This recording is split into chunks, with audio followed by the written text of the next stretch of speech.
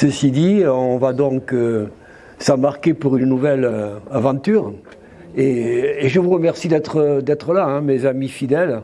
Donc merci encore d'être là pour suivre mon cycle de conférences ou de cours, comme on voudra, que j'ai voulu donc centrer sur la question des relations entre l'architecture et les divers types d'art au cours de l'histoire.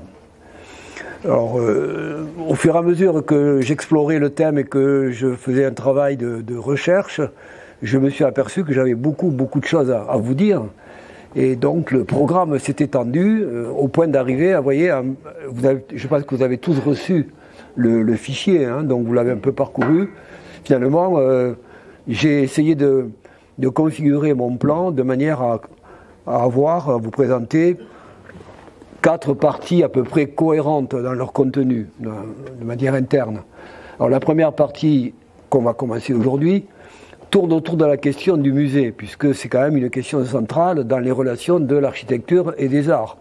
Donc on va voir aujourd'hui comment le musée comme concept est apparu dans l'histoire et ce qu'il a donné au cours de l'ère moderne, c'est-à-dire au XVIIIe et au XIXe siècle par exemple. Puis nous verrons, vous le voyez, comment au XXe siècle, de nouvelles questions se sont posées sur l'organisation des musées, leur conception, leur architecture, et comment un certain nombre d'architectes y ont répondu, notamment dans les années 30, où les questions se sont vraiment posées de manière très abrupte à propos en France en particulier, avec la préparation de l'exposition universelle de 1937, qui a été l'occasion pour les architectes de cette époque-là de se confronter à la question du musée moderne, ou du musée d'art moderne aussi. Là. Voilà, le musée moderne d'art et le musée d'art moderne. Les deux se mélangent un petit peu. Puis nous verrons aujourd'hui la formidable explosion muséale qui caractérise notre pays. Je n'ai pas été chercher des exemples ailleurs parce que je crois que notre pays est assez significatif de l'évolution générale de la question muséale. Et puis nous verrons ensuite la question des remodelages urbains, c'est-à-dire le fameux effet Guggenheim, comment il s'est retrouvé dans divers projets urbains en France à ce moment-là. Et puis autre versant qui est peut-être un peu souvent laissé un peu de côté, que j'ai tenu à vous développer,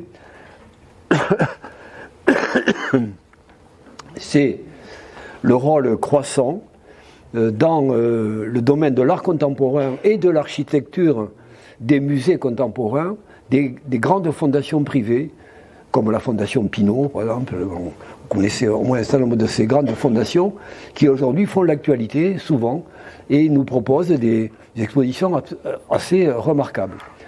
La deuxième partie sera donc consacrée, c'est un peu fourre-tout, mais j'ai voulu regrouper ensemble à la fois les arts de la scène, l'architecture et les arts de la scène, l'art vivant, et en même temps la question du livre, hein, c'est-à-dire la question de la bibliothèque au cours des siècles. Donc on verra tour à tour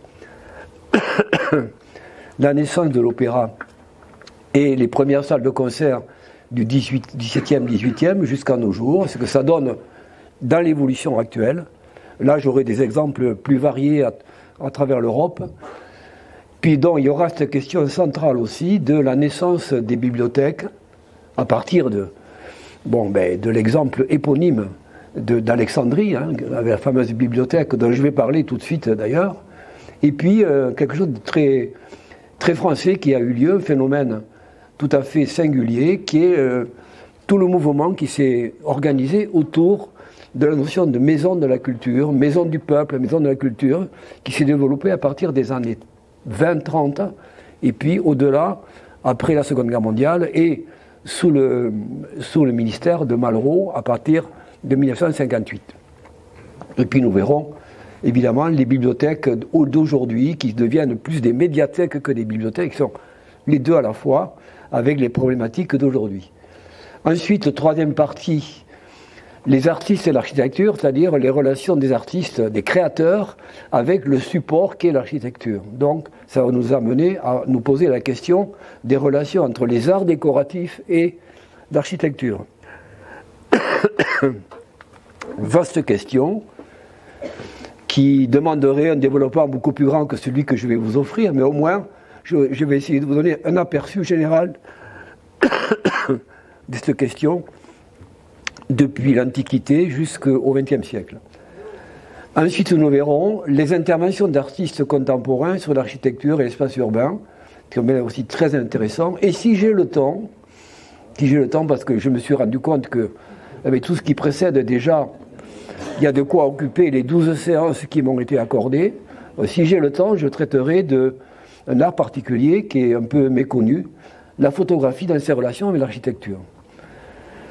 Et alors là, la quatrième partie, je dirais que bon, là, elle est là pour mémoire, hein, c'est le cas de le dire, puisqu'en fait, je pense que ça sera, j'aurai pas le temps de le traiter cette année, mais je vous l'indique d'ores et déjà, parce que si je ne le traite pas, je me le mets de côté pour l'année prochaine. Comme ça, hein, j'aurai déjà de quoi alimenter mon programme pour l'année prochaine, avec la question de l'architecture et la mémoire historique, qui est un domaine aussi très très intéressant aujourd'hui. Voilà ce que j'ai prévu à ce jour dans cette partie-là, vous voyez. Donc, je ne vais pas insister davantage. Maintenant, allons à la thématique d'aujourd'hui avec donc l'invention des musées.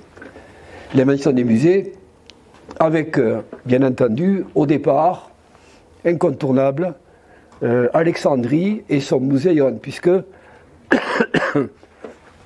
vous le savez sans doute, le mot même de musée vient de cette institution qui existait à Alexandrie au sein de la bibliothèque, la fameuse bibliothèque construite au début du IVe siècle, ou à la fin du IVe siècle, et qui en son sein comportait une sorte de, comment dire, en employant des mots d'aujourd'hui, un centre d'études et de recherche consacré aux muses, et qui était en fait donc une sorte de comment dire, de réunion sous l'égide de la bibliothèque de ce que le monde hellénistique de l'époque avait de meilleur. C'est de là que naîtra la fameuse science alexandrine, avec ses mathématiciens, ses astronomes, ses médecins, ses intellectuels de toutes sortes. Je vous rappelle que le but de la bibliothèque était de réunir tout le savoir existant et de le traduire en langue grecque. Donc, c'était une institution qui a été conçue dès le départ par un philosophe aristotélicien venant d'Athènes. Vous voyez la filiation avec Aristote. Aristote qui a été le précepteur d'Alexandre. Donc Ptolémée, le nouveau roi d'Égypte. L'Égypte est devenue un royaume comme tout l'Orient qui a été divisé entre les lieutenants d'Alexandre, après la mort d'Alexandre. En Égypte s'installe la famille des Lagides, dont le premier roi sera Ptolémée. C'est ce Ptolémée qui décide, sur les conseils de ce philosophe venu d'Athènes, de réaliser, de concevoir une bibliothèque comme lieu donc de tout le savoir de l'époque, et d'en faire un centre de recherche, en quelque sorte, comment dire, pour faire d'Alexandrie pratiquement le principal foyer intellectuel de l'Antiquité à ce moment-là, ce qu'elle est restée pendant plusieurs siècles. Tout le long de l'époque hellénistique, qu'on appelle hellénistique, c'est-à-dire après Alexandre, elle est restée donc le phare intellectuel de l'Orient et de l'ensemble du monde méditerranéen. Lorsque les Romains s'en sont emparés, au 1er siècle, avec César d'abord et puis surtout Octave, qui met la main sur le royaume. Vous connaissez la dernière reine des Lagides, c'est Cléopâtre. Donc lorsque les Romains mettent la main sur l'Égypte, Alexandrie continue à être ce grand foyer intellectuel qui continue à rayonner et à diffuser son savoir à l'intérieur du monde romain. Donc l'étoile d'Alexandrie ne va pas s'éteindre tout d'un coup. Ce n'est que progressivement que les siècles passant et après la fin de l'Empire romain, peu à peu, Alexandrie entre complètement en décadence. Ce sera détruites par des tremblements de terre, des incendies, etc. Bon, un certain nombre de catastrophes, plus des catastrophes humaines, en particulier, il faut bien le dire, la victoire des chrétiens qui n'ont eu de cesse, lorsqu'ils ont triomphé, à partir de Théodose en particulier, d'imposer partout leur religion. Nous connaissons ce genre de phénomène dans le monde contemporain. On rase l'existant et on implante les nouveaux temples, c'est-à-dire les églises chrétiennes, à la place des anciens. C'est comme ça qu'a fini Alexandrie, finalement, hein, détruite en grande partie par les chrétiens et leur même mise sur la ville. Alors, ceci étant dit, à quoi ressemblait, ça c'est pour ceux qui ont suivi mon cours de l'année dernière, vous allez retrouver quelques images que j'ai utilisées lorsque j'ai évoqué justement la création d'Alexandrie comme une ville nouvelle dans l'Antiquité. C'est une image évidemment totalement fantaisiste que je vous projette là, qui est un tableau du XVIIe siècle qui n'a rien à voir avec la réalité de ce qu'était vraiment Alexandrie. Mais voici un plan qui permet de situer dans la ville d'Alexandrie de l'époque l'emplacement donc du Muséon et de sa bibliothèque ici, le numéro 9 que vous voyez là, qui, faute de place aussi, s'est étendu plus tard à un autre édifice, un grand temple, qui était dédié au dieu Sérapis, un dieu syncrétique de l'époque hellénistique, où un deuxième établissement du savoir, sorte de grande bibliothèque aussi, s'est installé dans ce qu'on a appelé le Sérapéum. Voilà.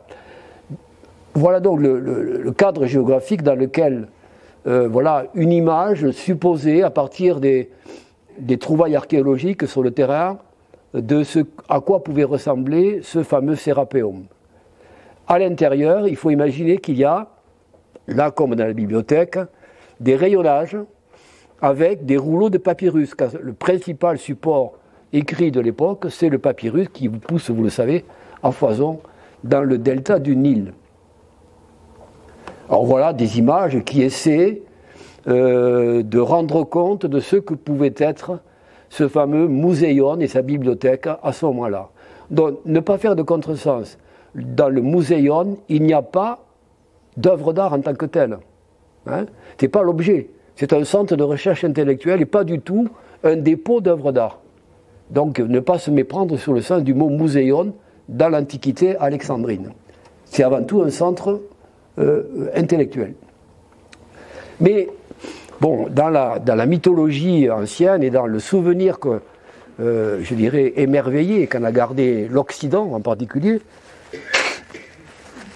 l'Occident, l'Europe, bon, comment dire, le fantôme du Muséon et de la bibliothèque d'Alexandrie rôde, et il y a maintes représentations dans la peinture classique en particulier de ces muses telles qu'elles avaient été promues en quelque sorte au sein de la bibliothèque. Alors voilà un tableau de Jacques Stella, qui est un peintre assez connu du XVIIe siècle, qui est un contemporain de Poussin. Vous voyez, ils se sont connus à Rome tous les deux. Alors voilà, il nous offre ici une représentation un peu idyllique, vous voyez, de ces muses qui sont au nombre de 9 et qui sont ici auprès de Minerve, d'Athéna, des Grecs, hein, qui est un peu leur patronne en quelque sorte. Et elles ont l'habitude de se réunir régulièrement sur le mont Hélicon, qui est une montagne au nord de la Grèce, en Béotie. Autre lieu où elles se réunissent aussi, selon la légende, c'est le mont Parnasse. Et dans le mont Parnasse, là, elles côtoient Apollon, puisque le mont Parnasse, c'est le domaine d'Apollon, qui s'appelle d'ailleurs Apollon Musagète, vous avez remarqué, Apollon Musagète. Et l'autre lieu, donc, c'est le mont Hélicon, qui est le plus souvent cité. Et voilà une représentation qui est conforme au texte ancien, celui de Hésiode. Vous savez, l'Hésiode, considéré un peu comme le fondateur de la poésie grecque ancienne, qui, dans sa Théogonie, où il décrit la vie des dieux, la naissance et la vie des dieux, ouvre son récit notamment sur les muses. Et voici ce qu'il dit. J'ai noté la citation parce que je trouve que c'est quand même intéressant, parce que ça correspond tout à fait à cette peinture-là et à celle que vous venez de voir. Voilà Hésiode. Pour commencer, chantons les muses héliconiennes, reines de l'Hélicon, la grande et divine montagne. souvent autour de la source aux eaux sombres et de l'autel du très puissant fils de Cronos. Elles dansent de leurs pieds délicats, à l'image. Souvent aussi, après avoir lavé leur tendre corps à l'eau du Permès ou de l'Hippocrène ou de l'Olmé divin, elles ont, au sommet de l'Hélicon, formé des chœurs charmants et beaux où ont voltigé leurs pas. Vous voyez la peinture qui est absolument conforme au texte d'Hésiode. Alors tout ceci, bon, pour vous présenter quand même, puisqu'on est aux origines de la notion de musée, alors ces muses, qui sont-elles? Alors moi, j'avoue que même en tant que prof d'histoire, je n'ai jamais retenu leur liste. Hein. Donc ne vous affolez pas, mais j'ai voulu vous les montrer un petit peu, les 9 filles de Zeus. Elles sont filles de Zeus et de Mnémosyne, hein, la déesse de la mémoire. Donc, ils ont engendré 9 filles qui, vous voyez, portent le nom ici de Clio. Alors, Clio, c'est la seule que je connaisse vraiment puisque c'est la muse de l'histoire. Donc, bon, pour moi, ça va. Après, au-delà, c'est un peu délicat. Alors, je vous les cite. Thalie, c'est la comédie. Erato, c'est la poésie amoureuse. Euterpe, c'est la poésie lyrique. Polymnie, c'est la poésie épique. C'est l'hymne, comme son nom l'indique. Calliope, c'est la poésie épique. Vous voyez que la poésie se décline en plusieurs sortes. Alors ensuite, Terpsichore, c'est la danse. Uranie, c'est l'astronomie, comme son nom l'indique un peu. Et Melpomène, c'est la tragédie. Voilà les attributions de ces 9 muses. Et vous remarquez qu'il en manque 2 qui nous intéressent particulièrement. La peinture et la sculpture n'y figurent pas. Elles ne sont pas patronnées par des muses, ces activités-là. Car en effet, dans l'Antiquité, comme longtemps en Occident, ces 2 activités, architecture et peinture, sont considérées comme des arts mineurs, hein, vous voyez, pas du tout comme les arts majeurs, dignes d'intérêt. Voilà. Alors, on pourrait dire que finalement, la naissance du musée moderne est la revanche historique de ces 2 absentes, hein, la sculpture et la peinture, qui vont devenir précisément les domaines privilégiés par la muséographie au cours du temps, et notamment à partir du XVIe et XVIIe siècle. Voilà ce que je voulais dire à propos de cette évocation d'Alexandrie et du Muséion. J'ai insisté un peu longuement parce qu'en fait, c'est vrai que c'est quelque chose qui a hanté l'esprit, hein, je dirais pas de la population entière de l'Occident, mais en tout cas des intellectuels occidentaux, les érudits, vont avoir en tête ces modèles anciens, un peu mythifiés bien entendu, mais qui vont revenir progressivement à la lumière et qui vont émerger au cours de précisément ce qu'on appelle la Renaissance jusqu'au XVIIIe siècle, où l'idée de réunir les arts dans des lieux spécifiques va effectivement se concrétiser. Alors, comme dans bien des domaines à ce moment-là, à l'époque de la Renaissance, au XVe siècle, ce que les Italiens appellent le Quattrocento, le Cinquecento, c'est-à-dire le XVe et le XVIe, l'Italie est au centre de la manœuvre. C'est en Italie que se passent les choses décisives en matière d'art, à ce moment-là, et également en matière de conception des collections d'objets d'art. Et il faut souligner ici le rôle éminent que jouent donc les cours princières qui sont multiples dans cette Italie du XVe et du XVIe et qui rivalisent entre elles, se disputant en particulier les artistes à la mode. Le jeune Raphaël, Michel-Ange qui traîne par là, tout le monde veut se l'accaparer. Mais on oublie un peu toutes ces petites cours qui sont moins importantes que Florence ou Rome au XVIe siècle, mais qui ont joué un rôle assez décisif. C'est pour ça que j'ai choisi de vous montrer ce studiolo. Ce studiolo, c'est le nom que donnent les Italiens à ce que nous appellerons, nous, un cabinet de travail. Mais c'est un studiolo, c'est-à-dire une pièce particulière que se réserve le prince pour ses activités personnelles. En dehors de ses activités de prince, dirigeant, il a son jardin personnel et il se fait réserver une pièce spécialisée où il réunit ses objets favoris, qui peuvent être, et on le voit, c'est pour ça que la marqueterie, qui est tout ce qui reste de ce studiolo, est si intéressante. Vous y voyez à la fois des livres, bien ô combien précieux à l'époque, donc le côté bibliothèque. Vous voyez ici un sablier, enfin quelque chose qui évoque un instrument de mesure, donc un côté un peu scientifique, pourrait-on dire.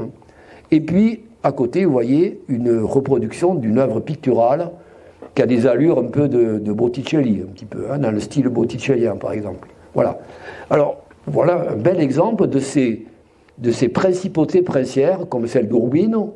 Vous savez que Raphaël a fait ses débuts à Urbino, par exemple. Donc, vous avez là un exemple, un modèle, si vous voulez, de fonctionnement, avec un prince baigné dans l'humanisme de l'époque, et qui réunit autour de lui des œuvres de diverses natures, mais qui vont peu à peu constituer des collections, lesquelles vont devenir peu à peu l'embryon de ce que nous appellerons plus tard des musées.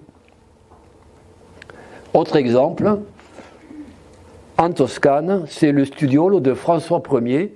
Alors François Ier de Toscane, grand-duc de Toscane, c'est pas du tout le François Ier, roi de France.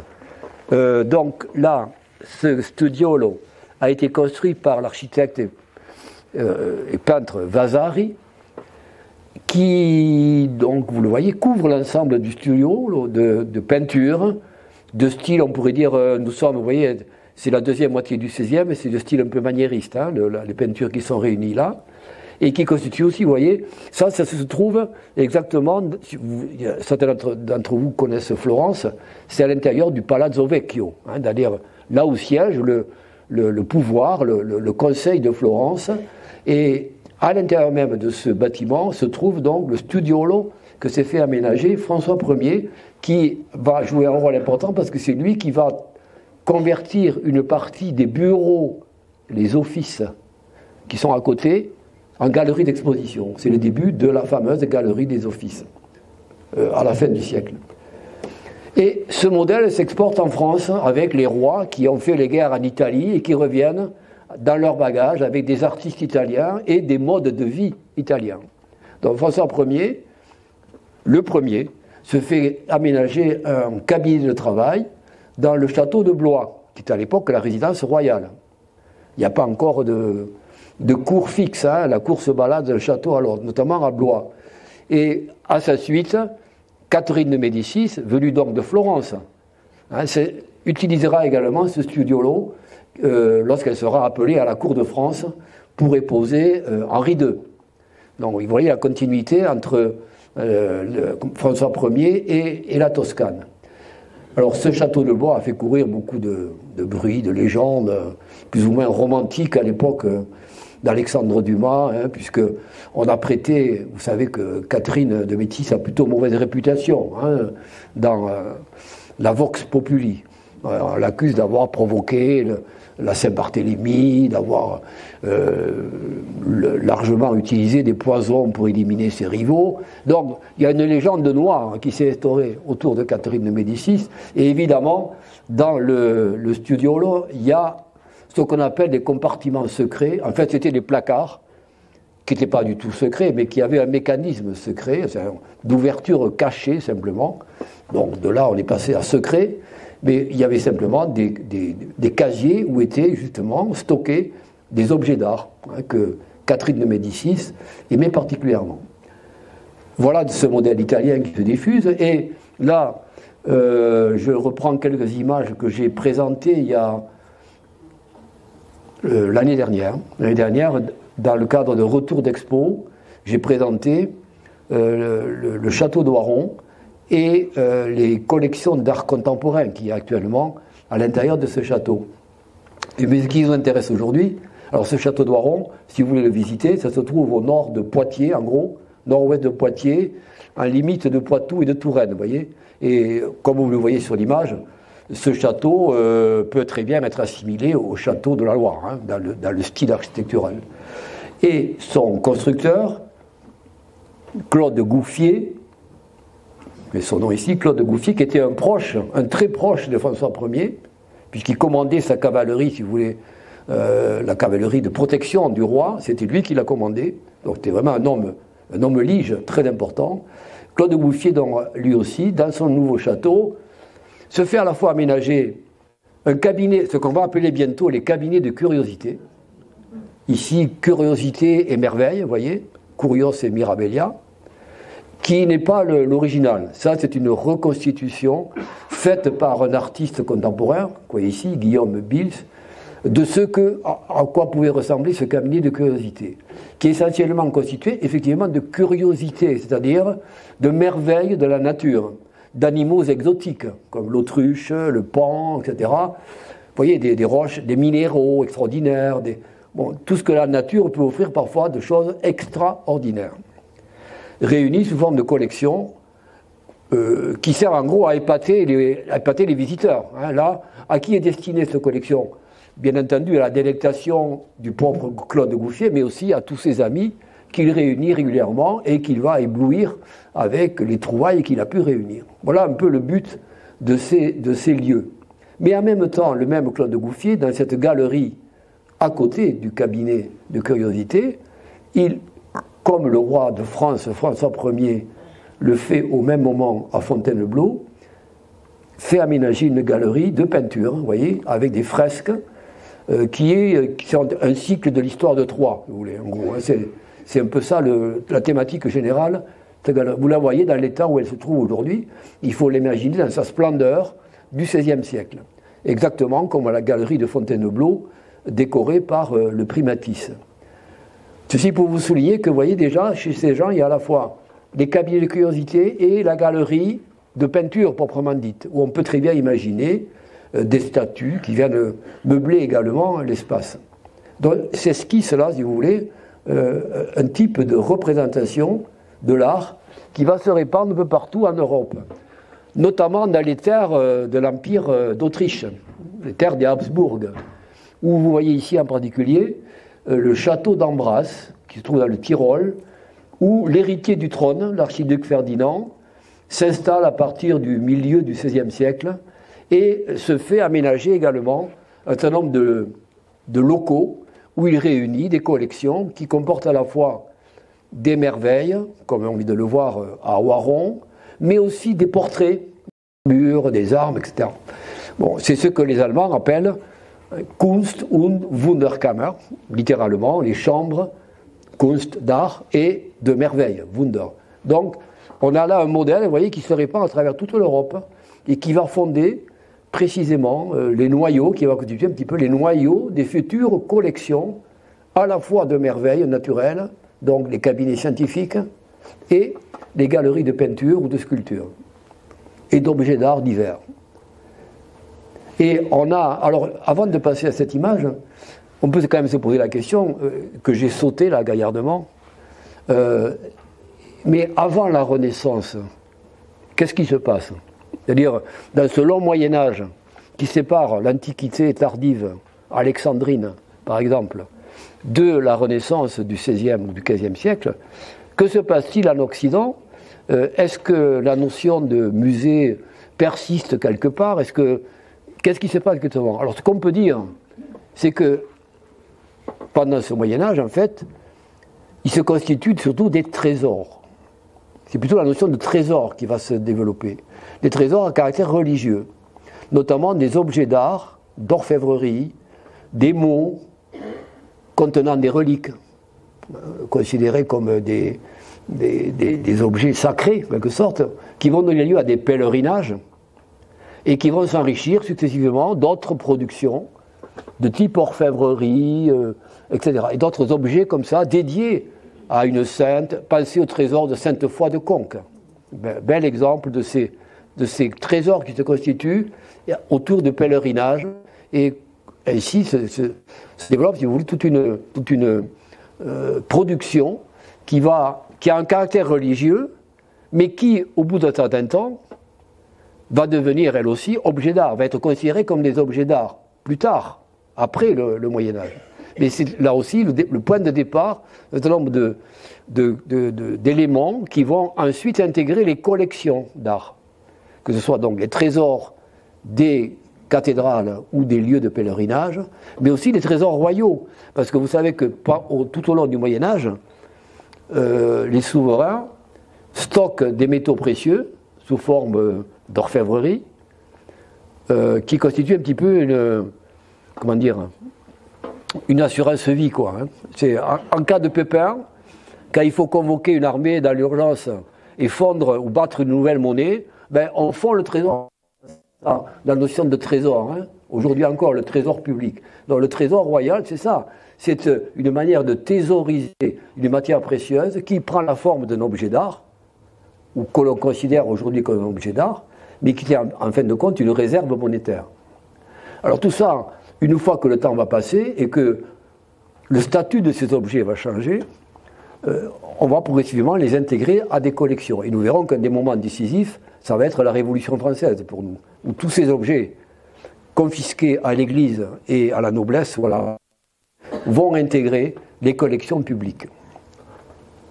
J'en reviens à l'image, là, nous sommes au XVIIe siècle et on voit un nouveau genre pictural qui apparaît, notamment en Flandre, au lieu de l'art à ce moment-là, le XVIIe, hein, en Flandre et aux Pays-Bas, où on voit justement, alors là c'est très bien parce que en plus c'est un trompe-l'œil magnifique, vous voyez, c'est un tableau, mais on a l'impression qu'on est exactement dans l'espace. Et le peintre donc qui s'appelle Andrea Domenico Rems, qui est en fait un peintre vénitien en réalité. Là je triche un peu, mais bon, c'est pour la bonne cause. Donc, mais on a le même genre de peinture en Flandre et aux Pays-Bas à la même époque. Et l'on voit donc réunis dans ces nouveaux cabinets de merveilles et d'art, tout un tas de choses, un peu disparates. Alors vous voyez en particulier des merveilles de la nature, des coraux, on dirait, bon, des choses à caractère scientifique, plus ou moins. Ah, ici, important, des camées. Les camées, ça nous amène à parler des cabinets de médailles. J'ai oublié d'en parler aussi. Parmi les éléments qui vont constituer des fonds de musée plus tard, il y a les fameux cabinets de médailles. Aujourd'hui, le cabinet de médailles de Louvre est particulièrement célèbre. Que sont ces cabinets de médailles au départ? Ben, c'est souvent des monnaies antiques, frappées à l'effigie d'un empereur, qui sont réutilisées sous forme de pièces d'orfèvrerie. Elles sont en or en général, hein, ces monnaies, donc, ou en argent au pire, et elles font l'objet donc on travaille autour de ces pièces pour constituer des pièces d'orfèvrerie qui peuvent constituer des parures ou simplement être stockées pour être montrées justement. Là encore, hein, c'est le souci de l'épate. On est dans un univers où il s'agit d'épater ses voisins quand même, hein, entre aristocrates. Donc c'est celui qui a le plus beau truc à montrer, quoi. Donc ça fait partie de ce mécanisme-là social et à partir de là vont se constituer des collections particulièrement importante. Et puis vous remarquez aussi, à côté de ce côté-là, qui reste le côté merveille, on voit apparaître hein, des peintures avec plusieurs genres, en particulier le genre de la marine, le genre du paysage, vous voyez par exemple. Donc on voit ainsi se développer un certain nombre de thèmes à travers la peinture qui peu à peu va acquérir un statut de plus en plus important. Alors si je résume au point où nous en sommes, voilà comment sont classés à l'époque ce que vous venez de voir sous forme de ces chambres de merveilles. Il y a les naturalia, les merveilles de la nature, les exotica, les curiosités d'origine lointaine si possible. Et vous savez qu'à l'époque, les navigations des Espagnols, des Portugais, puis des Anglais, des Français et autres, vont ramener des quatre coins du monde, dès le XVe siècle, tout un tas de curiosités tout à fait étonnantes venant des différents continents. Il y a, bien entendu, les antiquitates, c'est-à-dire tout ce qui nous vient de l'Antiquité, notamment des sculptures, et puis les artificialia, c'est-à-dire les objets d'art conçus comme tels, en quelque sorte, et qui viennent s'ajouter à la liste. Donc nous en sommes... voilà, j'avance un peu pour que quand même nous ayons le temps de développer le reste. Nous en arrivons donc au XVIIe siècle. Si quand même, je vais revenir un peu là. Alors, pour souligner encore une fois le rôle des humanistes dans cette époque clé du XVe et du XVIe siècle. Quand je parle des princes, bien entendu, leur rôle est éminent en tant que détenteurs du pouvoir.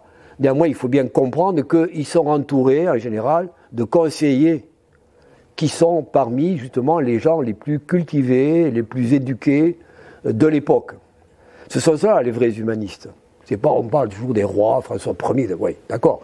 Mais s'ils n'avaient pas été bien entourés, ils n'auraient pas fait grand-chose. Donc, je me permets d'insister sur le rôle vraiment important des humanistes qui, opiniâtrement, vont faire des recherches, notamment dans les premiers chantiers de fouilles qui s'ouvrent au XVIe siècle, notamment, dans Rome et ailleurs, de plus en plus de traces de l'Antiquité qui ont été malmenées. Ô combien!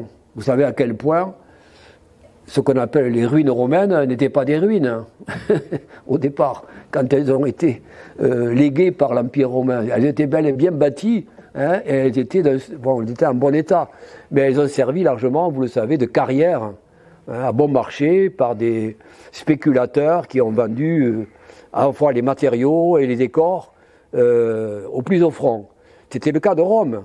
Hein, et Rome a été largement pillée par tous ces spéculateurs.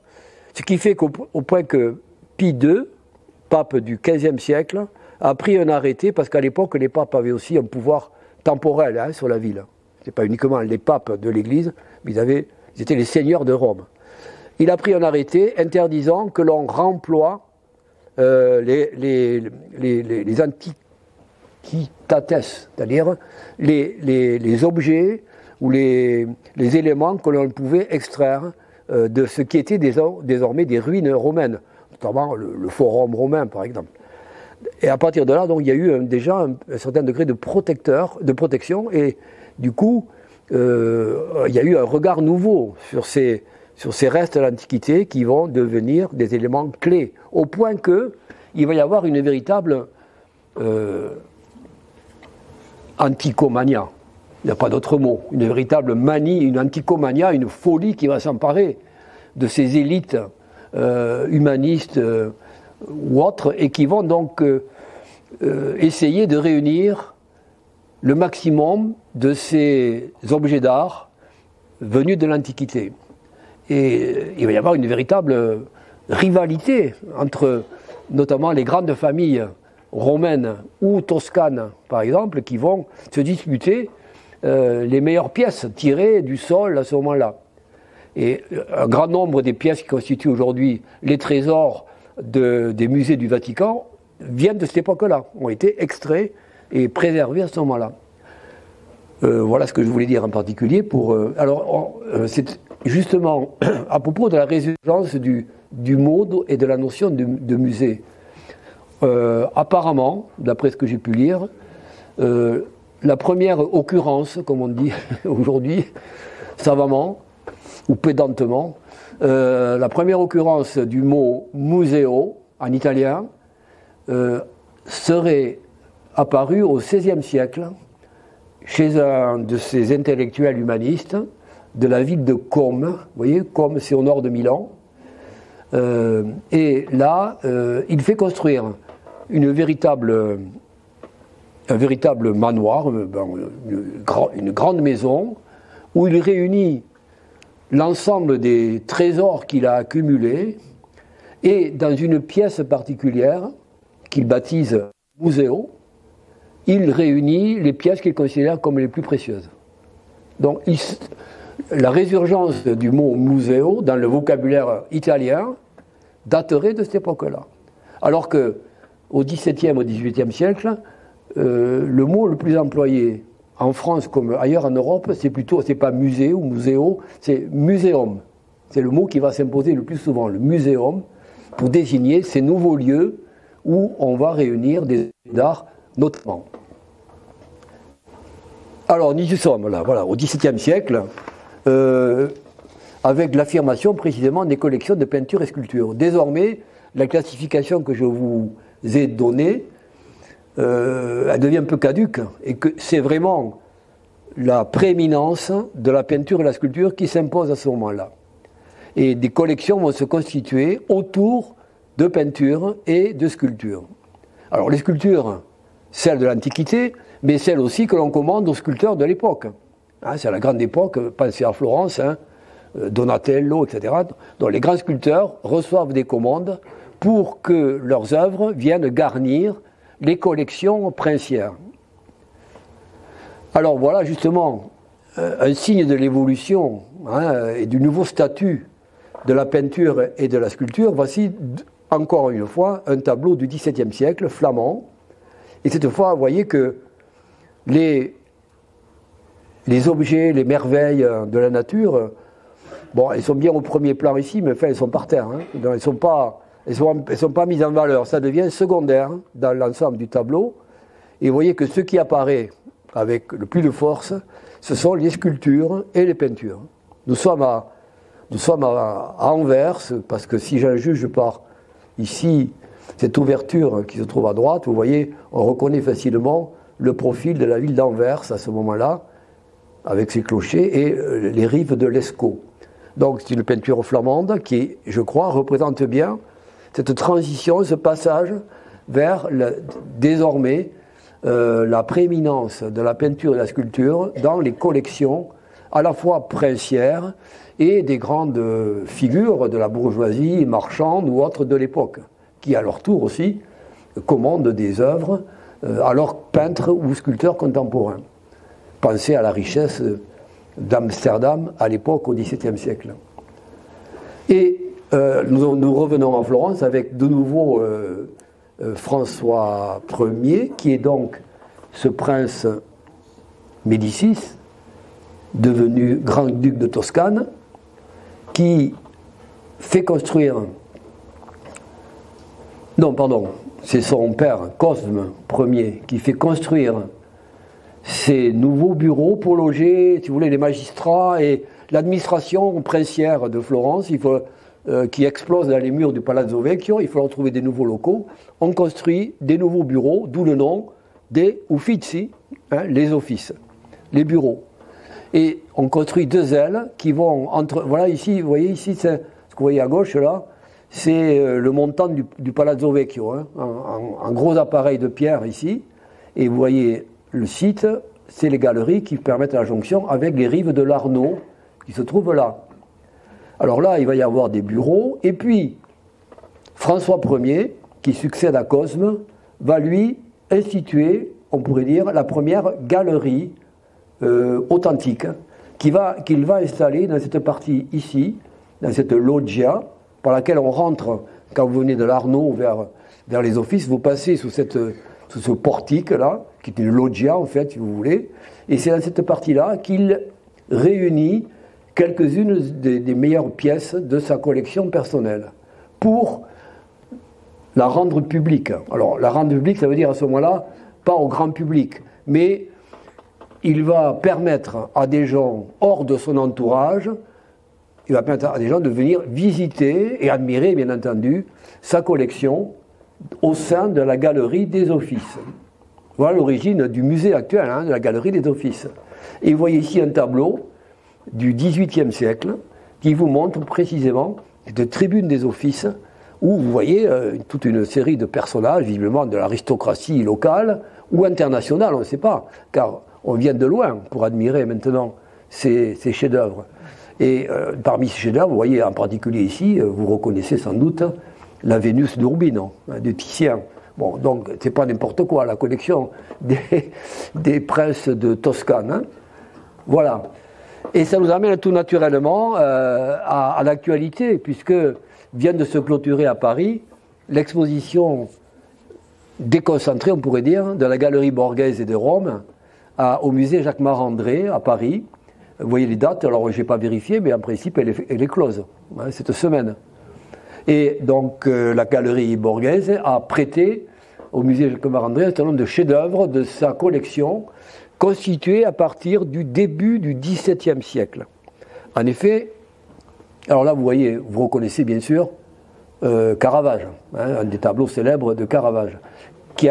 Plusieurs Caravages ont été achetés par l'initiateur de la galerie Borghese, qui est, là voilà, la galerie qui s'appelle Scipion Borghese, qui est le neveu du pape. Alors là, on est en plein dans le népotisme. Hein. Si vous cherchez l'origine du mot népotisme, ben ça vous y êtes. C'est-à-dire que le pape, Paul III, si je ne me trompe pas, son neveu, Scipion, il en fait un cardinal, et le cardinal en question fait construire, avec sa richesse, cette splendide galerie dans les nouveaux jardins qui dominent la Rome baroque, si vous voulez. Si vous connaissez Rome, vous voyez, la galerie Borghese s'installe sur ce coteau et ce petit plateau qu'on appelle le Pincio, où il y a déjà la Villa Médicis, qui est le siège de l'Institut de France à Rome aujourd'hui. Et donc, à côté, les Borghese, enfin en tout cas Scipion Borghese, se fait construire cette villa qui a pour objet explicite, ce n'était pas une villa simplement pour séjourner, comme la Villa Médicis. C'est une villa pour exposer. C'est vraiment une des premières fois où, explicitement, on conçoit un bâtiment pour y exposer des collections d'art. Alors là, vous la voyez telle qu'elle est aujourd'hui, mais elle paraît très dénudée. Mais en fait, il faut imaginer qu'à l'origine, elle était comme ça. C'était des couvertes, vous voyez. La façade elle-même était un véritable musée à l'air libre, avec des bas-reliefs, des sculptures dans des niches, etc. On avait donc un riche décorum qui a disparu quand, comme bien souvent en Italie, avec l'arrivée de Napoléon. Car Napoléon, dans sa stratégie matrimoniale, que vous connaissez, a voulu conforter son pouvoir en Italie en imaginant un mariage entre sa sœur Pauline et le dernier héritier des Borghese qui s'appelait Camille. Et on a donc procédé au mariage de l'un et de l'autre. Volens, non volens, je crois que ni l'un ni l'autre n'y tenait, mais enfin, ça faisait partie de la grande politique européenne de Napoléon. Et en même temps, un peu comme un président des États-Unis qui va entrer en charge, il passe un deal d'enfer avec Camille Borghese, qui est quelqu'un qui est assez proche des idées, enfin il a été proche des idées de la Révolution française, vous voyez, qui ont déferlé sur l'Italie, et puis il a accompagné Napoléon dans ses batailles, hein. Il est vraiment très proche de l'empereur, et donc, que je voulais dire, oui, donc il accepte ce deal, en quelque sorte. Donc Napoléon met sur la table un nombre de millions de francs pour acheter une grande partie de la collection Borghese, et notamment toute une partie comme ça de ce décor qui a disparu à ce moment-là, vers 1809, je crois, 1808-1809, vous voyez. Et en même temps, à l'intérieur, le contenu, il y a pas mal de sculptures qu'il a achetées, c'est pas du vol, hein. C'est pas comme dans les premières campagnes d'Italie où il y a eu une véritable politique de spoliation systématique et d'accaparement des collections italiennes par les armées de Bonaparte. Vous connaissez cette histoire. Là, c'est un deal, voilà, exactement un deal, l'art du deal. Donc l'art du deal conduit à ce qu'aujourd'hui le Louvre détienne quelques-unes des meilleures pièces de l'ex-collection Borghese. Donc je ne vais pas les passer en revue, mais pour vous donner une idée, bon voilà, alors voilà Scipione Borghese, peint au début de sa carrière en cardinal, et sculpté ici par Le Bernin qui va être également bénéficiaire des commandes de Scipion Borghese. Il y a plusieurs pièces de Bernin qui se trouvent dans la collection toujours, notamment celle-ci, qui est l'enlèvement d'Europe par je ne sais plus qui. Bon, c'est l'enlèvement d'Europe. Et vous voyez ici donc le décor de cette galerie qui est vraiment un décor explicitement conçu pour être une galerie d'exposition. Et pas du tout comme une galerie, comme un lieu de séjour. Pour le séjour, il y a les jardins derrière et il y a des pavillons où on peut séjourner très agréablement. Tandis que là, c'est la vie mondaine. On reçoit les grands de ce monde et on leur fait admirer la collection qu'on a constituée où il y a le gratin de la peinture italienne de l'époque, etc. et de la sculpture. Donc je passe. Enfin, c'est essentiel. Vous voyez que la galerie Borghese est vraiment un jalon essentiel dans l'émergence de la galerie au sens où nous l'entendons, nous, à l'époque moderne. Autre exemple, cette fois nous revenons dans les terres des Habsbourg, avec en particulier ici ce tableau assez saisissant, qui fait partie d'une série, il y en a plusieurs comme ça, qui se ressemblent tous, et qui mettent en scène l'archiduc, vous voyez encore une fois, l'héritier de la couronne d'Autriche. Ici, c'est Léopold Guillaume, nous sommes au XVIIe siècle, et ce tableau se trouve au musée des Beaux-Arts de Bruxelles. Il est, vous voyez, du milieu du XVIIe siècle. Donc on est contemporain de la galerie Borghese en particulier. Et vous voyez là, c'est intéressant de voir comment l'archiduc a disposé, sur les conseils sans doute de ses adjoints qui sont là, ces toiles qu'il a achetées aux quatre coins de l'Europe, où on reconnaît à la fois les grands genres picturaux qui émergent à ce moment-là et qui vont se stabiliser pour constituer le fond des principaux musées futurs. Les portraits, les tableaux mythologiques mettant en scène des dieux, des déesses, etc. Des peintures religieuses ici, comme ici. Et puis on voit apparaître un genre un peu nouveau qui est par-ci par-là, le paysage, qui n'est pas encore très goûté par l'aristocratie, c'est plutôt la bourgeoisie hollandaise en particulier qui va mettre en valeur, qui va mettre à l'honneur le tableau de paysage, proprement dit, tandis que l'aristocratie se cantonne plutôt à une peinture plus classique dans ses thèmes, je veux dire, hein, dans le contenu des toiles. En tout cas, vous remarquez aussi au passage à quel point on est loin de la muséographie moderne. Hein. Donc on est là à touche-touche, tout est accumulé sur une même surface, et on se soucie assez peu finalement de la visibilité des œuvres. Donc c'est vraiment une conception de l'exposition qui va faire question à un moment donné. On va se demander si on peut continuer à montrer des œuvres comme ça, un peu en vrac, on pourrait dire, quasiment, sans les hiérarchiser ou les éclaircir un petit peu le dispositif. En tout cas, c'est une question qui, pour l'instant, ne se pose pas vraiment. Elle va se poser un peu plus tard. Autre tableau intéressant, alors là, je l'ai choisi parce que il met en évidence quelque chose qui apparaît à ce moment-là, avec cet engouement extraordinaire pour la peinture, pour les sculptures anciennes et pour les sculptures modernes, se met en place ce qu'on pourrait appeler déjà un marché de l'art. Même si le mot est un peu exagéré peut-être, mais enfin, il y a quand même les mécanismes du marché qui apparaissent, qui mettent en présence des amateurs d'art, des collectionneurs, souvent bien entendu fortunés, et des intermédiaires, des marchands, des galeristes, on pourrait dire, qui font la jonction entre la création, les créateurs et les acquéreurs. Alors là, nous avons un bel exemple de cette anticomanie dont je vous parlais tout à l'heure, avec ce tableau de Panini. Panini, au XVIIIe siècle, c'est ce qu'on appelle dans l'art italien les vedutisti, c'est-à-dire ceux qui conçoivent des vues, les vues vedute en italien, les vues de villes, dont le plus célèbre est Canaletto, le vénitien Canaletto, ou Guardi.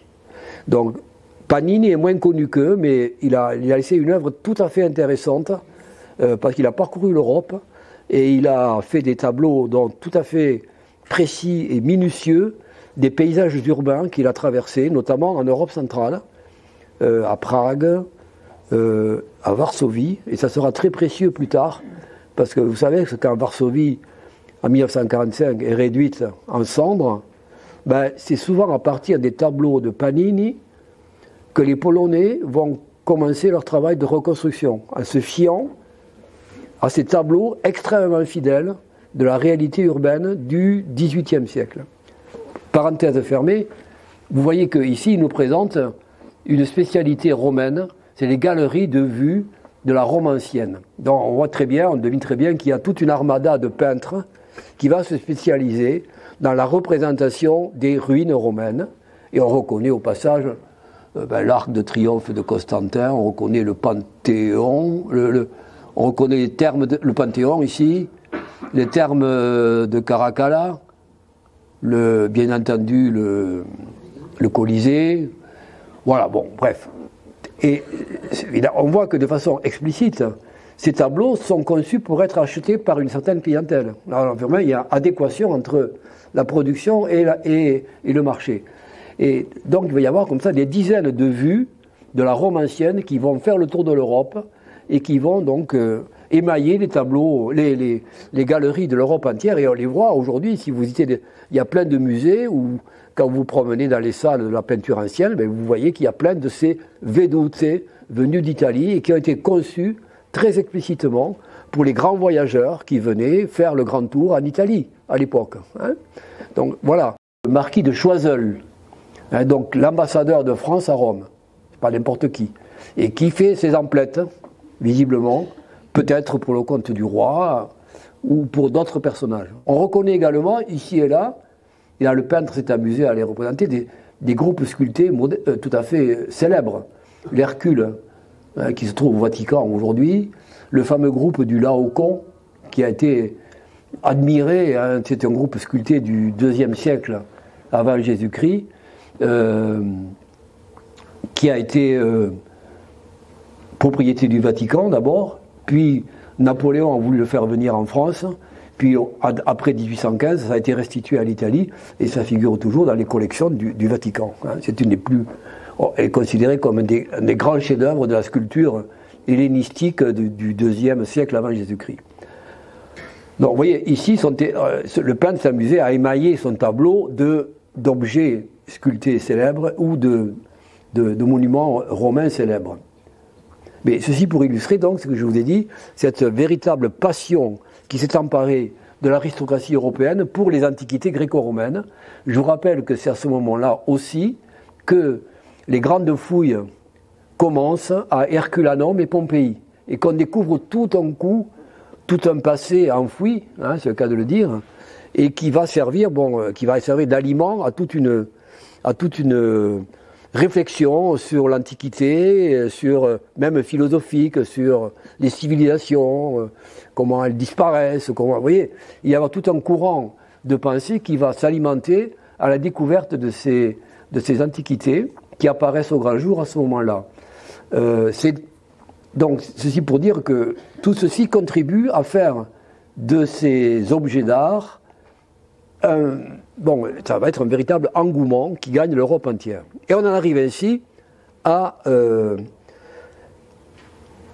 XVIIe et surtout XVIIIe siècle en France, où on va parler plus longuement maintenant du Louvre et du rôle que joue le Louvre dans l'émergence de la muséographie moderne.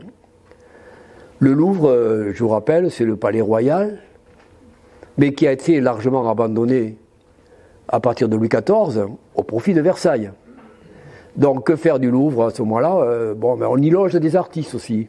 Je ne sais pas si vous savez qu'il y a eu à un moment donné des artistes pensionnés à qui on offrait finalement le couvert, enfin le gîte en tout cas, dans les locaux du Louvre, en particulier sous la protection de l'Académie des Beaux-Arts, l'Académie des Arts et de Peinture, qui siège en face, hein, de l'autre côté de la Seine, du Louvre.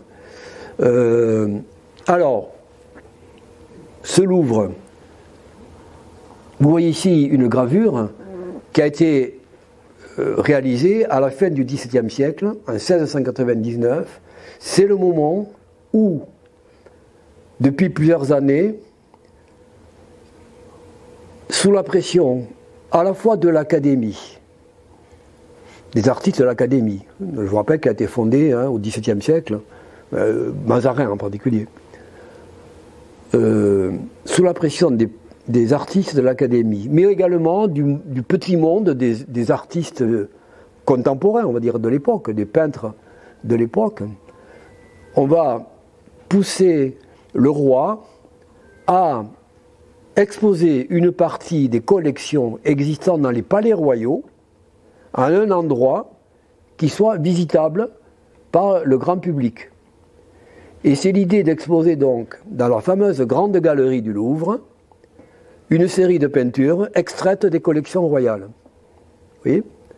Donc voilà, la première idée, c'est que déjà les rois consentent à réaliser que leur collection propre peut être l'objet, d'un intérêt public, quasiment public. Ça ne veut pas dire que le grand public va déferler dans la grande galerie du Louvre, mais néanmoins, comme vous le montre cette image, une bonne partie de la bonne société parisienne, notamment, va venir contempler ces œuvres qui sont à la fois italiennes, flamandes, françaises, par exemple. Alors cette grande galerie, il faut en dire un mot.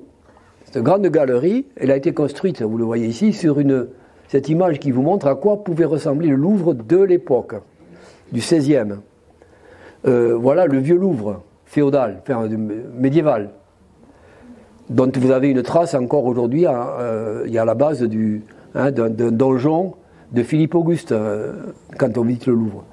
Et ici, après la mort d'Henri II, dans des circonstances tragiques, comme vous savez, sa veuve, Catherine de Médicis, décide de se faire construire un palais, pas loin du Louvre, à quelques centaines de mètres du Louvre, à un emplacement où il y avait des potiers et des tuiliers, d'où le nom du lieu, Tuileries. C'est la naissance du palais des Tuileries. Voilà à quoi il peut ressembler à la fin du XVIe. Et Henri IV, qui prend le pouvoir, donc vous le savez, fin XVIe, début XVIIe, a un grand dessin qu'on a représenté ici, vous le voyez sur cette gravure, cette peinture. Le grand dessin d'Henri IV, c'est de réunir le Louvre, le remodelé, et qui, à ses yeux, devait prendre la forme qu'il a un peu aujourd'hui, avec la grande cour carrée. Mais c'est pas ça qui existait, hein. C'était un Louvre beaucoup plus réduit. De le réunir aux lointaines Tuileries qui sont là à quasiment 500 mètres. Et de concevoir donc une grande galerie le long de la Seine pour réunir ces deux ensembles et permettre la circulation à l'abri des turpitudes de ces messieurs et dames. Voilà le grand dessin d'Henri IV qui va se réaliser en grande partie et dont vous voyez ici sur une photo actuelle, vous voyez, c'est ça la grande galerie, telle qu'elle est aujourd'hui. Mais elle a été remodelée au 19e, bon. Mais globalement, elle a été réalisée. Et c'est là-dedans que l'on va donc installer ces peintures. Et on va prendre l'habitude de convoquer des expositions régulières qui sont annoncées, publiques, tous les ans d'abord. Et puis, bon, ça va être un peu irrégulier. On ne va pas tenir tous les ans. Alors on va décider à peu près au milieu du 18e que l'on va le faire tous les 2 ans. Ça va devenir bisannuel. Et donc il y aura, dans cette grande galerie, exposée à la fois des œuvres des collections royales et en même temps des œuvres des peintres contemporains qui vont retrouver là un lieu d'exposition. Je vous rappelle que ne sont autorisés à exposer que les peintres agréés par l'Académie. C'est pas n'importe qui peut exposer. Hein. Il faut passer par l'Académie. L'Académie nous donne le feu vert pour pouvoir exposer. D'où, vous pensez on dit, pardon, plus tard on parlera de l'art académique. Hein. Ça vient de là. Hein. C'est l'Académie qui donnait le feu vert à ceux qui pouvaient être montrés et ceux qui n'avaient pas à être montrés. Et puis, par manque de place, enfin, de fil en aiguille, on en vient à installer dans une pièce particulière qui est rectangulaire, malgré son nom de salon carré, les productions de l'année, les productions que l'Académie autorise. Donc il va y avoir la galerie où il y a les toiles qui sont déjà là installées, à demeure on pourrait dire, et puis une nouvelle pièce appelée salon carré, où on va montrer les œuvres, on va dire, contemporaines, les productions contemporaines. Alors ce qui est intéressant sur ce tableau du 18e, c'est que vous voyez, voilà un bel exemple de vedute, de vue de paysage parisien à la manière des Italiens. Vous avez le Louvre d'un côté et vous avez l'Institut de France de l'autre. Donc c'est là le siège de l'Académie. Vous voyez le nouveau pont neuf que Henri IV a fait construire ici, avec la pointe de l'île de la Cité, la place Dauphine. Voilà, pour vous situer les lieux. On voit les tours de Notre-Dame et la Sainte-Chapelle ici. Et alors ce qui nous intéresse ici, c'est ça. C'est la galerie, la grande galerie d'Henri IV, telle qu'il a construite à ce moment-là, au début du XVIIe, et qui a été un peu transformée, mais qui, dans ses grandes lignes, date du début XVIIe, je dis bien. Et voilà, ici, vous voyez ce bâtiment-là, avec cette espèce de toiture qui s'élève au-dessus, c'est ça, le grand salon carré. Voilà l'origine du mot salon. Parce que désormais, chaque année ou tous les 2 ans, on va réunir là les peintres et ça va avoir un succès phénoménal. Vous voyez, en 1787, une représentation de l'exposition de peinture au salon du Louvre. Voilà, donc vous voyez qu'on arrive là au terme d'un parcours où on est parti, vous voyez, du Muséum d'Alexandrie et on arrive vraiment à cette genèse, on pourrait dire, hein, de l'idée d'exposition régulière d'œuvres contemporaines et en même temps d'exposition d'œuvres anciennes. Les deux cohabitent dans le même bâtiment, le Louvre. Donc vous voyez à quel point le Louvre est quand même un élément central dans cette genèse précisément du musée, de l'idée de musée moderne. On l'appelle pas encore musée. Alors la Révolution française, vous le devinez, on est en 1787, va arriver là-dessus. Que se passe-t-il à ce moment-là? Il se passe que quelques années avant la Révolution, 1784, il y a un peintre qui s'appelle Hubert Robert, vous connaissez sans doute son nom, Hubert Robert, reçoit la charge de peintre, de gardien des tableaux du roi, gardien des collections du roi. Et donc lui, il voit très bien, il essaie de prendre la situation en main, il voit que la galerie est au bord de l'apoplexie, qu'on commence à manquer de place, que c'est exposé un peu n'importe comment, que l'éclairage n'est pas terrible, il faut changer ça. Et donc il va faire des propositions de transformation de la grande galerie pour en faire une véritable galerie qui met vraiment en œuvre, en valeur, les œuvres qui y sont exposées. Ce qui m'amène à parler de la Révolution française qui surgit à ce moment-là. Il est en train de faire ses plans, de réfléchir à une nouvelle façon d'aménager la galerie et le salon, et voilà qu'arrive la Révolution française en 1789. Et alors la Révolution française va en même temps être un élément qui est dans le prolongement de cette idée-là, mais en même temps accélérer un certain nombre de choses et fixer des nouvelles priorités à la muséologie. Et vous voyez apparaître ici, en petit 2, je vais le traiter, la notion du muséum national. Hein, vous voyez que le mot qu'on emploie encore à l'époque, c'est le muséum. L'idée qu'il va falloir concevoir un muséum national ouvert aux citoyens et qui va participer de la nouvelle société qu'ouvre la Révolution de 89. Avec d'abord l'idée de patrimoine national. En effet, ces années, vous le savez, sont des années où de grands bouleversements ont lieu. Et en ce qui nous concerne à nous, ce qui est vraiment très important, c'est le fait que, je vous rappelle quand même que les États généraux de 1789 sont réunis pour des raisons fiscales. C'est parce que la monarchie est aux abois, ne voyez pas d'allusion à la situation actuelle, mais c'est parce que la monarchie est aux abois qu'on réunit des États généraux pour trouver une solution fiscale à la crise financière. Et que de là en découle de solutions politiques qui ont surgi à ce moment-là. Parmi les solutions, on confisque les biens de l'Église, qui s'étalent dans tout le royaume, et qui vont servir de fondement à une nouvelle richesse nationale. On va faire des biens ecclésiastiques, des biens dits nationaux, qui appartiennent à la nation désormais, et la nation va en faire le fondement de sa nouvelle monnaie, puisqu'il s'agit donc de résoudre la question fiscale. Vous savez que ces biens nationaux seront ensuite, l'idée c'est de les vendre. Première idée, on confisque les biens pour les vendre et en tirer de l'argent pour équilibrer, faire face aux problèmes financiers de la France. Puis, un peu plus tard, lorsque Louis XVI est arrêté et ensuite qu'il est condamné, etc., c'est les biens de la couronne qui vont être confisqués et qui vont venir rejoindre le patrimoine national. L'idée est née à ce moment-là. Puis ceux des émigrés, c'est-à-dire tous ces nobles, aristocrates qui fuient le pays, au moment notamment à partir de l'été 92, de la chute de la monarchie, et donc il va y avoir comme ça tout un tas de biens qui vont être saisis par l'État. Donc se constitue ainsi un énorme patrimoine à la fois monumentales, c'est-à-dire des bâtiments, des terres, vous imaginez, une dizaine d'abbayes qui ont été confisquées, et puis des châteaux, plus tard aussi, et en même temps, à l'intérieur de ces lieux, souvent, donc des collections d'objets d'art, etc., qui vont...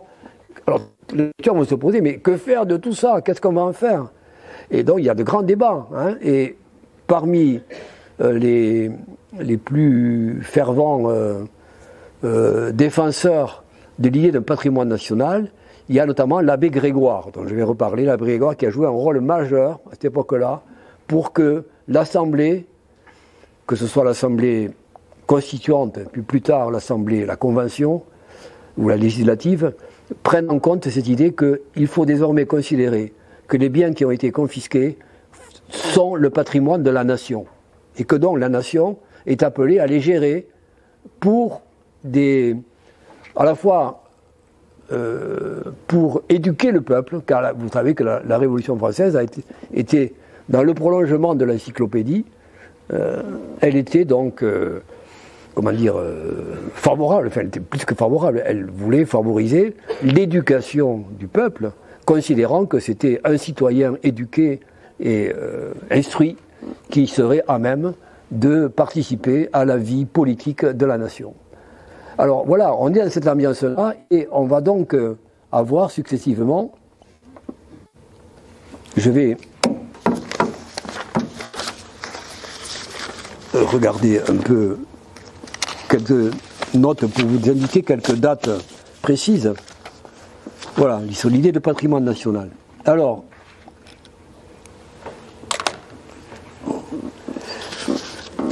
voyons, donc oui, alors 1789, les biens ecclésiastiques, 1792, les biens de la couronne et les biens des émigrés. Voilà. Alors, autre question qui se pose, à ce moment-là, à chaud, et j'ai choisi encore un tableau d'Hubert Robert, hein, quel témoin que ce Hubert Robert, qui nous peint là la violation, l'excavation des caveaux royaux, des tombes royales de la basilique Saint-Denis. Oui, pardon, excusez-moi. Oui, vous voyez donc un tableau qui vous montre l'excavation des caveaux royaux, des tombes royales de Saint-Denis. En effet, à partir de l'été 92, il y a un vaste mouvement, qu'on pourrait dire, qui est anti-monarchiste, et donc iconoclaste, qui s'attaque aux représentations de la monarchie sous toute forme. Soit les tombeaux royaux qui se trouvent à la basilique Saint-Denis, soit les inscriptions qui glorifient le roi ou des choses comme ça sur les bâtiments publics auxquels on s'attaque. Et à l'été 93, l'été suivant, l'été l'été 93, c'est l'été de la patrie en danger. Hein. Le pays est attaqué de toutes parts, c'est l'insurrection vendéenne, bon, on est au bord de la catastrophe et la Convention instaure une politique de terreur. Hein, c'est là la terreur sur le plan politique avec le comité de salut public. Et dans ce cadre-là, il y a une nouvelle phase d'iconoclaste, une phase iconoclaste nouvelle, encore plus violente que celle de l'été 92, qui s'attaque donc aux tombeaux royaux. Là, nous sommes, vous voyez, le tableau est de octobre 93. Et à l'occasion du premier anniversaire de la chute de la monarchie, voyons, si vous avez des souvenirs, la chute de la monarchie, c'est quelle date?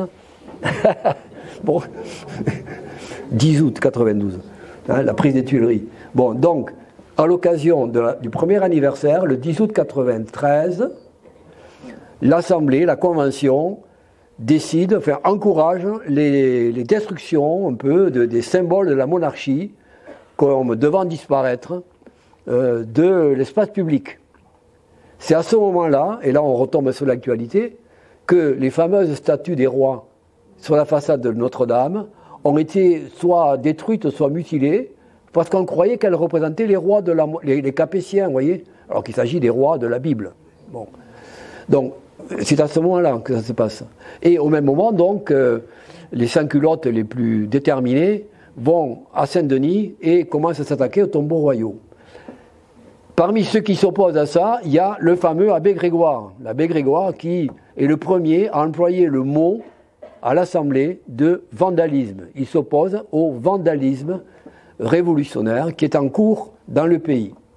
Et il se bat pour qu'on préserve au maximum cet héritage du passé que la République doit assumer comme un héritage parmi d'autres.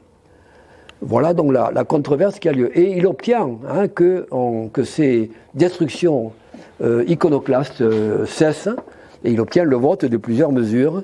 Et en particulier aussi, c'est dans ces circonstances que l'on décide que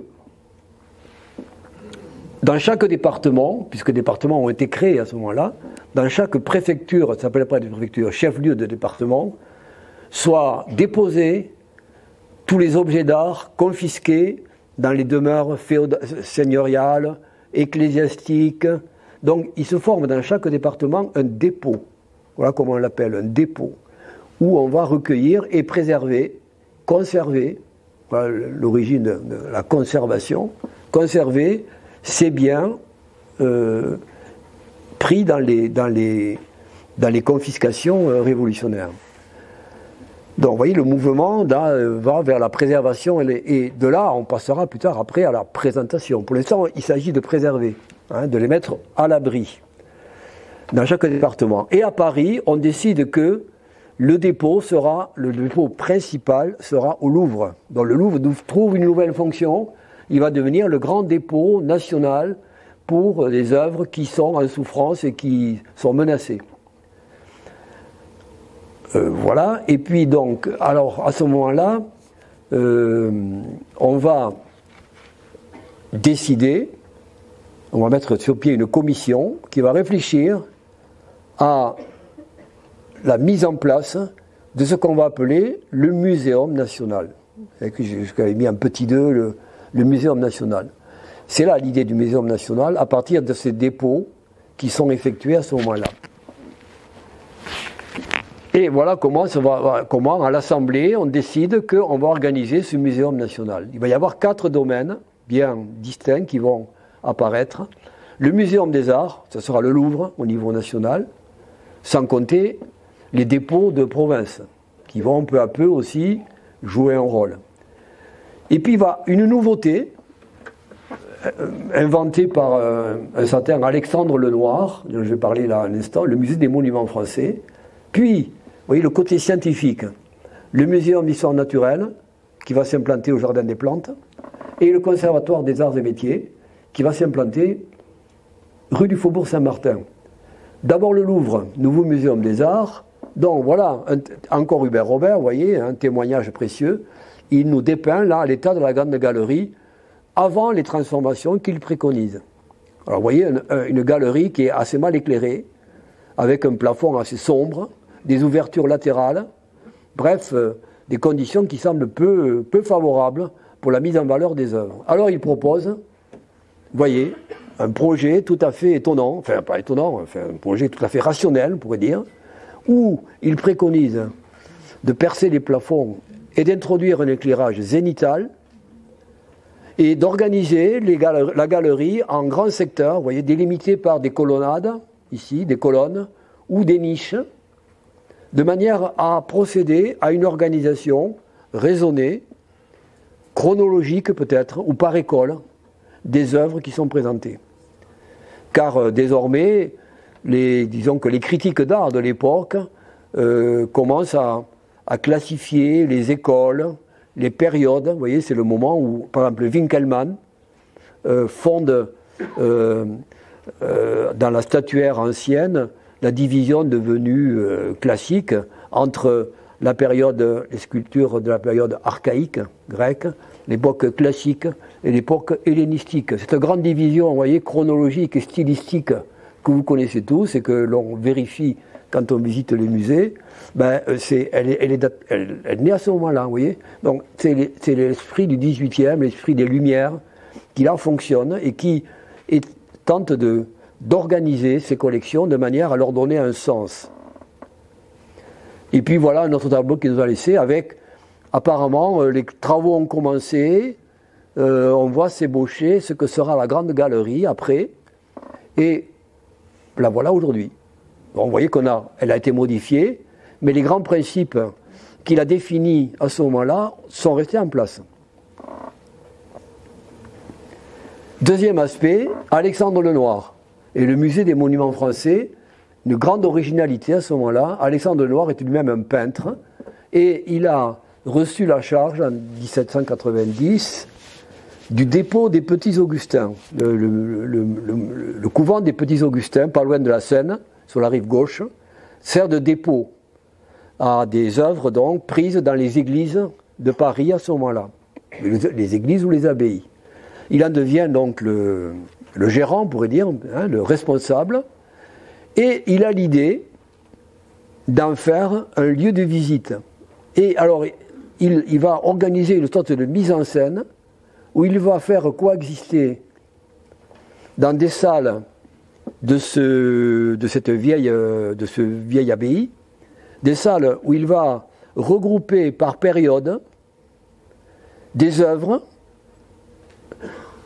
avec une mise en scène appropriée qui fait que ça va rencontrer et puis l'ouvrir au public. En 1795, il obtient que ces lieux, qui n'étaient qu'un dépôt au départ, hein, un dépôt qui n'était pas visitable, il obtient avec cette organisation de le rendre visitable et ça connaît un franc succès. Vous voyez par exemple ici une gravure où on voit Napoléon et Joséphine qui visitent le musée avec Alexandre Lenoir, sous l'Empire. Mais voilà à quoi ressemblait la salle d'introduction où se trouvaient réunies des œuvres du XVIe et du XVIIe, comme par exemple le tombeau de Diane de Poitiers et le tombeau de Mazarin au fond là-bas. Voilà. Alors voilà déjà une nouvelle conception de la muséographie qui se met en place avec, vous voyez, un musée fondé sur des considérations architecturales et chronologiques. Alors ça va avoir donc un grand succès, beaucoup de gens vont venir le visiter et malheureusement pour lui, avec la chute de l'Empire et le retour des Bourbons, ce musée va être fermé en 1516. Les œuvres qui y étaient vont être dispersées, certaines vont retrouver leur lieu d'origine. Par exemple, des tombeaux royaux vont revenir à Saint-Denis, ou les morceaux qu'on en avait gardés. Parce que j'ai oublié de dire qu'Alexandre Lenoir aussi s'est opposé violemment et au risque de sa vie à la démolition des tombeaux de Saint-Denis. Donc il a joué sa peau un peu, hein. Il a mis du sien. Et oui, alors, il est profondément chagriné de voir ce lieu fermé, mais malgré tout, Louis XVIII, en titre de compensation, lui donnera le titre de responsable de la restitution des tombeaux royaux de Saint-Denis. Bon, l'idée, enfin, ce musée des monuments nationaux, des monuments, oui, s'arrête là, mais elle va persister dans le temps, et elle sera reprise plus tard par Viollet-le-Duc, qui, dans les années 1870, va batailler pour qu'on organise un musée de ce même type dans une aile du palais du Trocadéro, hein, qui a été construit pour l'Expo universelle de 1867. Et vous voyez, c'était le Trocadéro avec l'ancien Trocadéro. Hein. Et dans une de ces ailes, il va obtenir que l'on bâtisse, que l'on aménage un musée des monuments français à la manière Alexandre Lenoir, où il va réunir des moulages de tout un tas de sculptures, de tympans d'églises romanes, de portails, bref, à mi-chemin entre la sculpture et l'architecture, il va réunir là un échantillonnage impressionnant de l'art français du XIe, on va dire, de l'époque romane jusqu'au baroque. Et il est toujours en place car il est resté là et il a été intégré au nouveau palais de Chaillot et aujourd'hui il est intégré à ce qu'on appelle désormais le siège de l'architecture et du patrimoine. Le nom m'échappe. Donc vous pouvez le visiter. Hein. Donc si vous allez visiter le palais de Chaillot aujourd'hui, ne manquez pas la cité de l'architecture et du patrimoine, ne manquez pas de visiter la galerie organisée par Viollet-le-Duc, où figurent donc tous ces chefs-d'œuvre de la sculpture. Donc une idée très prometteuse qui va faire son chemin. Puis, l'abbé Grégoire, toujours lui, qui va batailler pour obtenir, dans l'esprit des Lumières, dans l'esprit de l'encyclopédie, précisément. On vous rappelle que l'encyclopédie était un ouvrage conçu pour vulgariser, au sens noble du terme, les techniques, les sciences de l'époque, tout le savoir scientifique notamment, et technique de l'époque, pour le mettre à la portée du grand nombre. Et selon la même idée, l'abbé Grégoire donc propose que l'on organise un conservatoire national des arts et métiers, où l'on conservera les instruments, les machines, tout ce que le génie humain a produit à l'époque, pour témoigner de l'esprit créatif, hein, de l'humanité. Voilà, en gros c'est ça, c'est l'esprit vraiment de l'encyclopédie qui se réalise à travers ce conservatoire. Et pour l'installer, on va l'installer dans un de ces biens ecclésiastiques désormais à l'abandon, enfin qui peut être utilisé par les autorités publiques. C'est l'ancienne abbaye de Saint-Martin-des-Champs qui se trouve au nord de Paris, et qui donc aujourd'hui se trouve sur ce qu'on appelle la rue du Faubourg Saint-Martin. C'est là que se trouve le Conservatoire des Arts et Métiers. Et à l'autre extrémité de Paris, de l'autre côté de la Seine, on va transformer les Jardins du Roi, qui avaient été organisés notamment par le célèbre botaniste Buffon au XVIIIe siècle. Buffon est mort quelques années avant la Révolution. Et dans la foulée, Lakanal, qui a eu un rôle aussi très important dans tout ce qui est l'enseignement, les sciences à cette époque-là, un rôle prépondérant au sein de l'Assemblée, à l'initiative de Lakanal, est créé un muséum d'histoire naturelle au sein du Jardin des Plantes, mais qui va être élargi. Hein, on va l'élargir à tout ce qui est le domaine de la nature, c'est-à-dire non seulement la botanique, mais la zoologie, la minéralogie, la géologie, tout ce qui est des domaines de la nature va être réuni dans le Muséum d'histoire naturelle. Donc c'est un bond en avant important dans la connaissance de l'époque. Et à ce titre d'ailleurs, Lakanal propose aussi que la première école normale, c'est-à-dire un établissement chargé de former les enseignants. Ouais, la Révolution, on pense enseignement, hein, éducation, enseignement. Donc, on pense à organiser une école où l'on formera les futurs enseignants. Cette école, on appelle l'école normale. L'école normale, voilà, l'origine des écoles normales, l'école normale supérieure et l'école normale ensuite des instituteurs dans les départements. L'idée a été forgée à ce moment-là, et les premiers enseignements se donnent au sein du muséum. C'est là que dans un amphithéâtre où il y a des centaines d'étudiants, les meilleurs spécialistes de l'époque, les monges, je ne sais plus, d'autres savants de l'époque, mathématiciens, scientifiques, astronomes, enseignent aux futurs enseignants les fondements de la science. Voilà. Alors, vous voyez tout cet esprit-là qui se réalise à ce moment-là pour montrer à quel point hein, la Révolution française est quand même un élément central dans l'évolution de la conception de la muséologie, non seulement à l'échelle française, mais à l'échelle européenne. Et du coup, dans la foulée, on a, à travers l'Europe, une floraison de grands musées nationaux qui vont se construire, s'aménager dans les principaux États de l'époque.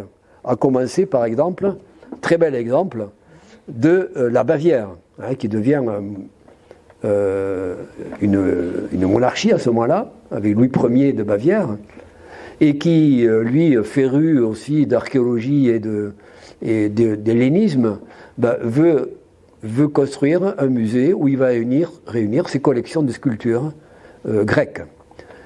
Il confie ses travaux à l'architecte Léo von Klenz, et vous voyez, en 1830 est ouvert cette magnifique galerie. Vous voyez là le modèle grec quand même. Hein. Bon, à quel point le modèle ici hellénique imprègne l'architecture. Nous sommes en plein néoclassicisme, hein, début 19e. C'est la grande époque du néoclassicisme en Allemagne. Hein, avec ici, en Bavière par exemple, vous voyez une façade qui est tout à fait un temple ionique, hein, classique, avec ses colonnes, ses frontons. Et à l'intérieur, on y réunit notamment, ça c'est un peu le point d'orgue du musée, des sculptures qu'on a été prendre en Grèce. Là, vous voyez, c'est le début du pillage de la Grèce antique. Enfin, c'est pas le début. Le début a commencé avec les Romains. Hein. Mais disons qu'à l'ère moderne, là nous sommes à l'époque où, que ce soit dans l'Empire ottoman ou dans les balbutiements de la jeune Grèce à ce moment-là, on vient systématiquement emprunter des sculptures pour les exposer dans les musées naissants en Europe occidentale. Donc ici, les sculptures du temple d'Égine. Égine, c'est une petite île qui se trouve au sud d'Athènes, vous voyez, dans la baie qui se trouve au sud d'Athènes, et où on a exhumé un temple où on a donc, vous voyez, les deux frontons sont exposés dans le même musée. Voilà la maquette de ce temple, et voilà son état actuel. Vous voyez, un peu une sorte de Parthénon bis. Et voilà, alors ce qui est intéressant dans la muséographie, vous voyez les galeries sobrement décorées parfois. Souvent on expose les pièces maîtresses dans une rotonde couverte d'une coupole en général, ou d'un dôme, avec un éclairage zénital. Vous voyez, un nouveau type donc d'exposition qui se met en place, et qui est un peu le cœur du musée à ce moment-là. Et puis quand même aussi, par ailleurs, des salles où on s'efforce de recréer le décorum qui est supposé entourer les pièces qu'on expose, que l'on montre. Donc on essaie de recréer l'ambiance qui pouvait présider à ces œuvres à ce moment-là. Alors ça, c'est un parti pris muséographique très marqué qui va se répandre dans beaucoup d'endroits où on va faire des pièces à la mode médiévale pour exposer des statues religieuses, par exemple du Moyen-Âge. On va là des voûtes un peu à la romaine pour des sculptures de l'époque romaine, etc. Donc, ou Égypte, vous voyez, des salles égyptiennes où on va recréer un décor égyptien pour exposer des sarcophages ou d'autres objets. Donc il va y avoir comme ça une muséographie tout à fait marquée qui va imprégner le XIXe siècle et dont on aura du mal à se défaire plus tard, parce qu'un des grands débats, justement, nous le verrons après, au XXe siècle, c'est comment concevoir un musée qui soit autre chose que ça. Ce sera un des éléments du débat. Et puis nous nous portons alors à Berlin, où apparaît un ensemble de musées qui aujourd'hui font la gloire de la ville de Berlin, qu'on vient visiter du monde entier. C'est le premier musée, donc ici, qui est construit sur ce qui s'appelle plus tard l'île des musées, mais au départ il n'y a qu'un musée, celui-ci, comme son nom l'indique, l'Altes Museum, le vieux musée, qui est l'œuvre de Schinkel, qui est le grand maître de l'architecture néoclassique à Berlin, et qui donc propose cette colonnade avec ce portique majestueux qui ouvre le vieux musée de 1830. Et puis dans la foulée, voilà l'état actuel, avec la rotonde, vous voyez, quand on trouve le même procédé architectural, la rotonde où l'on réunit à la manière du Panthéon de Rome, vous voyez la référence, les œuvres considérées comme les plus précieuses. Un peu plus loin, un nouveau musée qui s'appelle tout naturellement le Neues Museum, qui est aussi dans le même style mais plus sobre. C'est celui-ci, je ne sais pas si parmi vous il y en a qui ont visité Berlin, que se trouve le fameux buste de Nefertiti.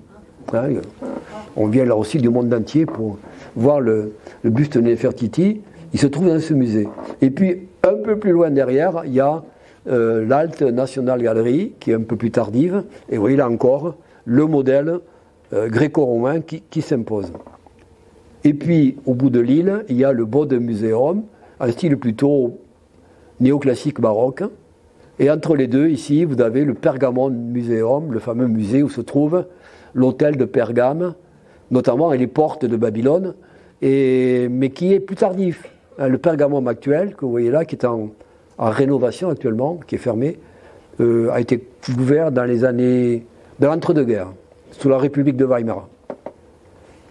Et à Londres, au même moment, s'ouvre, dans le même esprit, un établissement fameux qui va prendre le nom de British Museum, où l'on trouve à la fois les merveilles de la sculpture antique ou égyptienne, comme les fameuses frises du Parthénon, qui aujourd'hui, vous le savez, sont l'objet d'un litige entre le gouvernement grec et les autorités britanniques.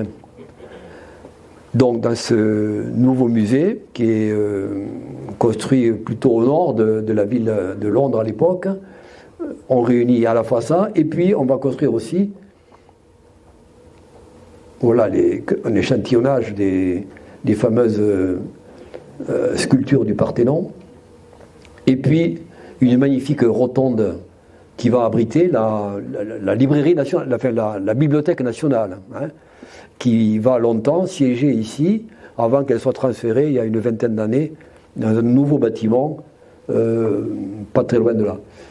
Voilà, pour vous montrer également les performances architecturales des Anglais à l'époque, qui sont, avec les Français, un peu les champions de l'architecture métallique. Eiffel, chez nous, éclipse un peu tout le reste, mais sachez que les Anglais, à l'époque, ont des ingénieurs extrêmement brillants et qui conçoivent une architecture métallique tout à fait à la hauteur. Voilà la construction de la grande coupole, dont vous voyez l'intérieur de l'époque, fin 19e, et puis telle qu'elle est aujourd'hui, où donc elle a été, où la cour intérieure a été recouverte par l'architecte britannique, dont le nom m'est sorti de la tête maintenant, qui l'a recouverte d'une résille de verre et d'acier qui offre donc une cour intérieure tout à fait remarquable, qui met en valeur la belle architecture de cette bibliothèque nationale de l'époque. Hein. Et puis, dans la foulée, je vais m'arrêter là, mais je traite ça, dans le même esprit, vous voyez, encyclopédiste à l'anglaise, on a organisé en 1851 la première expo universelle de l'histoire, hein, dans le Hyde Park, avec un magnifique bâtiment en verre et en bois principalement, construit par Paxton et qui s'appelle le Crystal Palace. Ce Crystal Palace a abrité donc la production anglaise de l'époque notamment, et à la fois industrielle, technique, mais aussi artistique. Et on a voulu perpétuer cet esprit en concevant un nouveau musée où réunir une partie de ces productions, qu'elles ne sont pas perdues, et qu'elles servent à l'enseignement futur, dans un nouveau musée que l'on va installer dans le quartier de South Kensington. Et là, on va donc construire un premier musée qu'on va remodeler à la fin du XIXe siècle et qui porte désormais le nom de Victoria and Albert Museum. C'est le plus grand musée au monde qui concerne les arts décoratifs et les objets d'art, donc qui est vraiment un des piliers, hein, de la muséographie britannique. Voilà, alors, vu l'heure, je vais m'arrêter, mais la dernière partie de ce cours me permettra de faire une transition élégante avec le second cours, où il y a justement la question de comment imaginer des nouveaux types de musées au XXe siècle pour sortir de la muséographie du XIXe siècle. Voilà, alors je m'arrête là pour aujourd'hui. Si cette vidéo vous a plu, vous pouvez nous rejoindre à l'Université du temps libre de Tarbes et de Bigorre à l'adresse utl-tb.info. Et n'oubliez pas, si ce n'est déjà fait, de vous abonner.